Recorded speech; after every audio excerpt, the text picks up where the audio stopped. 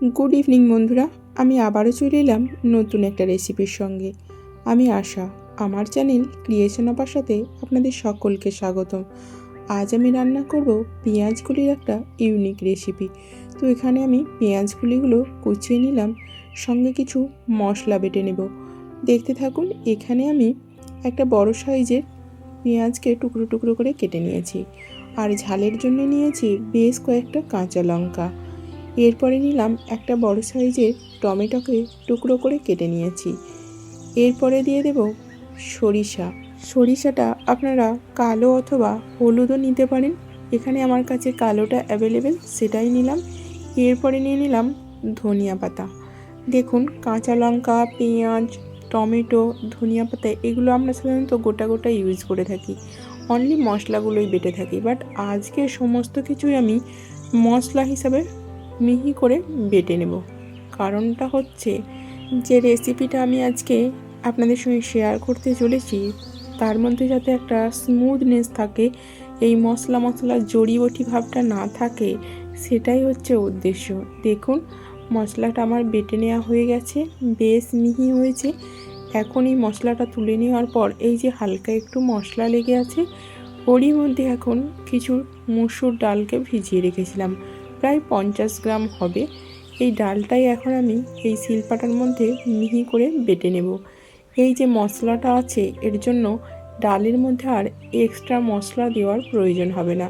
তো চলুন, ডালটাও এখন আমার বাটা হয়ে গেছে মিহি করে। এরপর আমি ডালটাও তুলে নেব। এখন পর্যন্ত আমার কাটা বাছা আর বাটা ঘষার কাজ শেষ। চলুন এবার দেখি উনানটা জ্বেলে নিই। উনানটা এখন জ্বালানো হয়ে গেছে। এরপর আমি বসিয়ে দেব কড়াইটা খুব ভালোভাবে গরম হলে দিয়ে দেব পরিমিত সরিষার তেল। সবজি বা মাছ রান্নার ক্ষেত্রে সাধারণত সরিষার তেলে ইউজ করে থাকি, তাহলে টেস্টটা খুব ভালো হয়। যেহেতু এখানে রেসিপিতে সরিষা ইউজ করা হবে, তাই সরিষার তেল ইউজ করাটাই বেটার। এখন তেলটা ভালোভাবে গরম হলে দিয়ে দেব আলু। এই আলু কাটাটা আপনাদের দেখানো হয়নি, দেখুন ঠিক চচ্চড়ি টাইপের কাটা হয়েছে। এরপর আমি দিয়ে দিলাম পরিমিত লবণ। এরপর দেব অবশ্যই পরিমিত হলুদ পাউডার। হলুদ আর লবণ দিয়ে আলুটাকে আমি বেশ কিছুক্ষণ টাইম দিয়ে ভেজে নেব। অবশ্যই ঢাকা চাপা করে ভাজবো, তাহলে ভাজার সঙ্গে সঙ্গে সিদ্ধটাও অনেকটা এগিয়ে যাবে। তো চলুন এখন আমি চাপা দিয়ে দিই আলুটা। এরপর আমি 2 থেকে 3 বার এই ঢাকা চাপা করে করে আলুটা ভেজে নিয়েছিলাম। খুব বেশিক্ষণ চাপা দিয়ে রাখলে যেহেতু উনানের আঁচটা হাই আছে, তাই তলায় লেগে যাবে। তো আলুটা আমার এখন ভাজা হয়ে গেছে, বেশ লাল লাল হয়েছে। এখন আমি দিয়ে দেব এই যে পেঁয়াজগুলিটা কেটে রেখেছিলাম, ওই পেঁয়াজগুলিটাই দিয়ে দেব। প্রথমে আলুর সঙ্গে দিয়ে দিলে পেঁয়াজগুলিটা কালো হয়ে যেত আর আলুটাও প্রপারলি ভাজা হতো না, সেই কারণে প্রথমে আলুটা ভেজে নিলাম। এরপরে আমি পেঁয়াজগুলিগুলো দিয়ে আবারও অল্প কিছুক্ষণের জন্য ভেজে নেব। এরপরে আমি দিয়ে দেব শিলপাটায় যে মশলাটা বেটে রেখেছিলাম ওটাই। এরপর অবশ্যই দিয়ে দেব পরিমিত লবণ, কারণ আলুর মধ্যে লবণ দেওয়া হলেও পেঁয়াজগুলিতে লবণ দেওয়া হয়নি, সেই কারণে লবণ দিলাম হলুদ, লঙ্কার, জিরার পাউডার। এরপরে বাটিটা ধুয়ে অল্প একটু জল দিয়ে দেব, যেহেতু গুঁড়ো মশলা ইউজ করা হয়েছে, যাতে কড়াইতে লেগে না যায়, সেই কারণে আমি জলটা অ্যাড করে দিলাম। এখন আমি বেশ কিছুটা টাইম ধরে কষিয়ে নেব। এখানে দেখুন, মশলাগুলো আমি আলাদাভাবে তেলে ভেজে নিইনি, মানে আলাদাভাবে আলু, পেঁয়াজকলি বা মশলা কোনোটাই ভেজে নিইনি। একবার তেল দিয়েই সমস্ত কিছু আমি ভেজে কষিয়ে নিচ্ছি। এর কারণ হলো যাতে রিচ না হয়ে যায়। তো মশলাটা কষানো হয়ে গেছে, দেখতেই পাচ্ছেন মাখো মাখো হয়ে গেছে। এখন আমি পরিমিত জল দিয়ে দেব। এখানে জলটা একটু বেশিই দেব, যদিও বা রেসিপিটা একটু মাখো মাখো হবে। বেশি দেওয়ার কারণটা আপনারা এখনই দেখতে পাবেন। তো চলুন, জলটা এখন ফুটতে থাকুক, এটা এখন আমি চাপা দিয়ে দেব। যেহেতু এতটা পরিমাণে জল দেওয়া হয়েছে, তাই ফুটতে বেশ খানিকটা সময় লাগবে। সেই সময়টায় আমি কিছুটা কাজ এগিয়ে নেব। দেখুন, এখানে আমি হামানদিস্তা নিয়ে নিয়েছি। নিলাম একটা ছোট সাইজের রসুনের কয়েক টুকরো রসুন। এই রসুনটাকে এখন আমি হামানদিস্তার মধ্যেই থেতো করে নেব।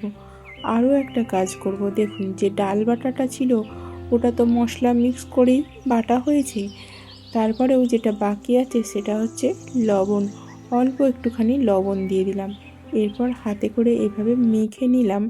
তারপরে আমি যেটা করব, দেখুন ঢাকনাটা খুলে নিলাম। ঝোলটা খুব ভালোভাবে ফুটে উঠেছে। এই ফুটন্ত ঝোলের মধ্যেই এখন আমি এই ডালের বড়াগুলো বসিয়ে দেব। এখানেও কিন্তু ডালের বড়াটা তেলে ভেজে নিচ্ছি না, এর কারণ হচ্ছে একমাত্র হেলদি প্রসেসে রেসিপিটা কমপ্লিট করা। তো চলুন, যেহেতু জল বা ঝোলটা খুব ভালোভাবে ফুটছে, তাই ডালের বড়াটা খুব সুন্দরভাবে ভেপে উঠবে, কোনোভাবেই কিন্তু ভেঙে যাবে না। আপনারা দেখতে থাকুন। 5 মিনিট পর আমি তুলে নিলাম। এই দেখুন ঝোলটা ফুটে উঠেছে, এই দেখুন ডালের বড়াগুলো কেমন গোটা গোটা জমাট বেঁধে গেছে কিন্তু। এখন আমি এটা ঢেলে নেব অন্য একটা পাত্রের মধ্যে। এরপর কড়াইটা খুব ভালোভাবে পরিষ্কার করে আমি আবারও বসিয়ে দিলাম। দিয়ে দিলাম পরিমিত সরিষার তেল। এরপরে দিয়ে দেব যে রসুনটা ক্রাশ করে রেখেছিলাম ওটাই।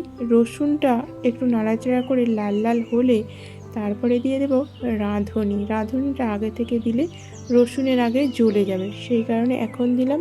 এরপরে দিয়ে দিলাম শুকনো লঙ্কা। এরপরে আমি এই যে রেসিপিটা বা ঝোলটা ফোড়নে দিয়ে দেব, যাতে ছিটিয়ে না যায় সাবধানে একটু ঝোলটা ঢেলে দিলাম, তারপরে পুরোটাই ঢেলে দিলাম। এরপর হালকা হাতে অল্প একটুখানি নাড়াচাড়া করে দেব। এরপর অল্প একটু ফুটে উঠলেই এখন আমি নামিয়ে নেব। তো বন্ধুরা, রেসিপিটা আমার কমপ্লিট। সবজি হিসাবে এখানে শুধুই মাত্র আলু আর পেঁয়াজগুলি ইউজ করা হয়েছে, শুধুমাত্র দুটো উপকরণ দিয়ে এই রকম একটা অনবদ্য রেসিপি। কেমন লাগলো আপনাদের অবশ্যই কমেন্ট করবেন। আর যদি ভালো লেগে থাকে তাহলে রেসিপিটা ফলো করে অবশ্যই একদিন বাড়িতে বানিয়ে নেবেন। অবশেষে বলবো, সুস্থ থাকবেন, ভালো থাকবেন। বন্ধুরা, আজ তাহলে আসি। আবারও দেখা হচ্ছে পরবর্তী ভিডিওতে নতুন একটা রেসিপির সঙ্গে।